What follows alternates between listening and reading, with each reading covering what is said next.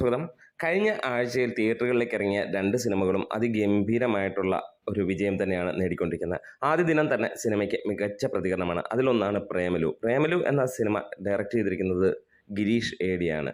നസ്ലിനാണ് നായകനായി വരുന്നത്. മമിത ബൈജു നായികയായിട്ട് വരുന്നു. സിനിമയ്ക്ക് തുടക്ക ദിവസം മുതൽ നമുക്ക് കിട്ടുന്നത് ഹെവി പോസിറ്റീവ് റെസ്പോൺസ് തന്നെയാണ്. അന്വേഷിപ്പിൻ കണ്ടെത്തും എന്ന സിനിമയ്ക്കൊപ്പം ഇറങ്ങിയ ഈ ഒരു സിനിമ പ്രത്യേകിച്ച് വലിയ പ്രതീക്ഷകളോടൊന്നുമല്ല ഇറങ്ങിയത്. പക്ഷേ ഇന്ന് മലയാളത്തിൽ വലിയ ഹിറ്റായി മാറുന്നു. ഒരിക്കൽ അല്ലെങ്കിൽ ഒരു കാലഘട്ടത്തിൽ അനിയത്തി പ്രാവ്, നിറം തുടങ്ങിയ സിനിമകൾ അല്ലെങ്കിൽ പ്രേമം പോലെയുള്ള സിനിമകളുടെ പട്ടികയിലേക്ക് ഈ സിനിമയും ചേരുന്നു എന്നുള്ളതാണ്. സിനിമയുടെ ഇതുവരെയുള്ള 4 ദിവസത്തെ കളക്ഷൻ റിപ്പോർട്ടുകളിലേക്കാണ് നമ്മൾ വരുന്നത്. ആദ്യ ദിനം സിനിമയ്ക്ക് ലഭിച്ചിരുന്ന ട്രാക്ഡ് കളക്ഷൻസിൽ നിന്ന് മാത്രമായിട്ട് 75 ലക്ഷത്തോളം രൂപയായിരുന്നു.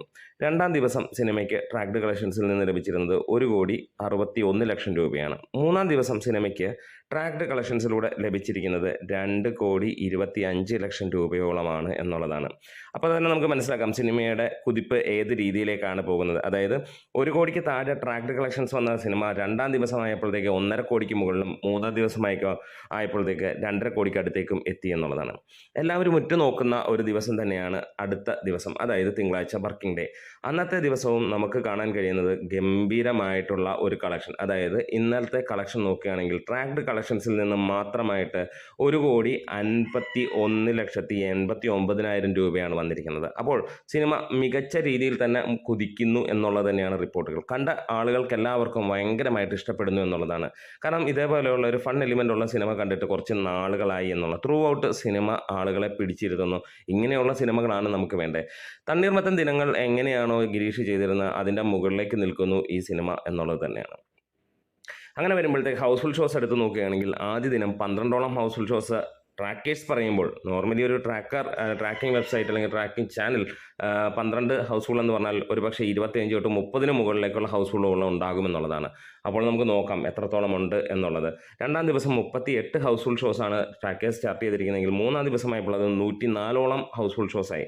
ഇന്നലെയും സമാനം, അതായത് 25 മുകളിലുള്ള ഹൗസ്ഫുൾ ഷോസുകളാണ് പറഞ്ഞിരിക്കുന്നത്. ഇന്നലത്തെ ഒക്യുപ്പൻസി ഏകദേശം 49 ആയിരുന്നെങ്കിൽ ഞായറാഴ്ച 73%, ശനിയാഴ്ച 58%. ഇന്നും സിനിമയ്ക്ക് മികച്ച രീതിയിലുള്ള ഒരു തുടക്കമാണ് ലഭിച്ചിരിക്കുന്നത്. ഇതിനോടകം തന്നെ 22 ഷോകൾ വന്നു കഴിഞ്ഞപ്പോൾ 1.5 ലക്ഷം രൂപയ്ക്ക് മുകളിലുള്ള ട്രാക്ഡ് കളക്ഷൻസ് വന്നിരിക്കുന്നു. അതായത് ട്രാക്കേഴ്സ് മാത്രമായിട്ട് 6,13 ലക്ഷം രൂപയാണ് സിനിമയ്ക്ക് പറഞ്ഞിരിക്കുന്നത്.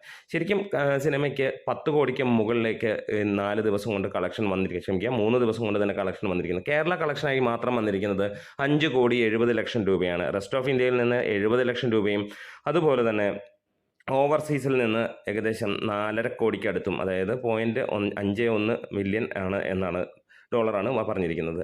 ടോട്ടൽ 10.65 കോടിക്ക് മുകളിലായിട്ടാണ് സിനിമ നിൽക്കുന്നത്. എന്തായാലും ഈ വർഷത്തെ മറ്റൊരു ഗംഭീര ഹിറ്റ്, ഫെബ്രുവരിയിലെ ആദ്യ ഹിറ്റ് എന്ന് വേണമെങ്കിൽ പറയാം ഈ സിനിമയെക്കുറിച്ച്. അപ്പോൾ മറ്റൊരു സിനിമയുടെ കളക്ഷൻ ഡീറ്റെയിൽസ് ആയിട്ട് വരും. സപ്പോർട്ട് ഉണ്ടെങ്കിൽ കൂടുതൽ വീഡിയോസുമായിട്ട് വരും. നമ്മുടെ വീഡിയോസ് ഇഷ്ടമായെങ്കിൽ സപ്പോർട്ട് ചെയ്യണം. Great medias.